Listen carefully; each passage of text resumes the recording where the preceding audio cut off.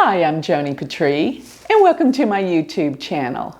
Well, today I want to talk about how I am able to predict certain stocks as to whether or not they're going to go high or low in the stock market. Now, let me reassure everyone here, I am not a financial expert. So here's a little disclaimer. Things are not always the way I predict. But I want to say I can get it right more often than not through astrology. And you know, it's been quoted and known that so many people use astrology in the stock market. And of course, they don't let anyone know, but it's a known fact. Because astrology predicts different cycles. So let me share with you how I'm able to make these predictions. But before I do, I want you to know where you can go access my articles that I write monthly about what stocks I predict to invest in. So this magazine is my online magazine. It's called astrologicmagazine.com. And these articles I write for astrofinance are exclusive only to this magazine. So every month I'll give my predictions. But I wanted to tell you how I'm able to do this. And plus I wanted to give you a little track record on one of the stocks that I predicted 2 years ago to invest in. And I even gave the time of when to sell when it would go up. And was absolutely right. So in astrologicmagazine.com, if you'll go there, you can assess the article that I just wrote on Tesla. Because it was in the year of 2018 that I said, now is the time to invest in Tesla. I said, yes, it's going to go through an up and down cycle. It's bound to go down soon.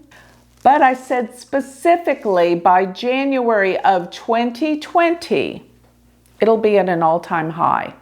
And that's going to be time when you could sell out, make great money, because in 2018, when I said it would go down some more, it did, went down to the price per share was $180 per share. And this past week in January, it just went up to an all-time high of $570 per share. That's quite a gain in 2 years. And that was what I predicted. Let me show you how I can predict these things. Because with astrology, the hardest thing is trying to have an accurate birth time. The more accurate the birth time, the more accurate our predictions can be. So trying to figure out when a business starts, when a company, corporation forms, papers, or signs, it's impossible. But we always know when a particular company's stock first trade date on the stock market happens. We actually know what time because the stock market opens up the same time every day during the week. It opens up at 9:30 a.m. in New York, New York. Used to be in the 80s, it opened up at 10 a.m., but that switched over to 9:30 a.m. Eastern Standard Time. So we have the chart, we have the day, we have the time, we have the place. First trade chart.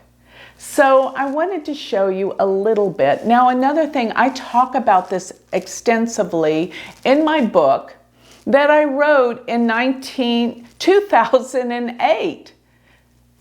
And that book was How to Make Money Using Astrology. I show people how to use the first trade chart. So there is information all out there on the internet when a company started trading for the first time on the stock market. So I take that chart, looking at where the transiting planets revolve to is where I can make my predictions whether the stock goes up or down based on astrology, these cycles. Now, one of the cycles that you can usually use with great accuracy is the cycles of Rahu and Ketu, which Rahu is the north node of the moon and Ketu is the south node of the moon. And they have a cycle of 18 and a half years. And if you'll look, the stocks for these certain, in these charts I'm about to show you, always shift directions to an extreme degree every 9 to 18 and a half years when this nodal axes of Rahu and Ketu either go to their inverted positions, which is in 9 years where Rahu's on Ketu and Ketu's on Rahu, or that 18 and a half year cycle where they go through all 12 signs and return to where they were originally in the original birth chart. So I want to put up the first trade chart for Tesla, and you're going to see why and how I was able to make that prediction concerning 2018 to 2020. So let's put up the chart of Tesla right here. And its first trade date was in 2010. Yes, June of 2010. Look at this chart. What you're going to find is that Ketu is in Gemini and Rahu is in Sagittarius. So what do I perceive with this? Right now, Rahu is in Gemini on the Ketu in this chart, and transiting Ketu is on Rahu.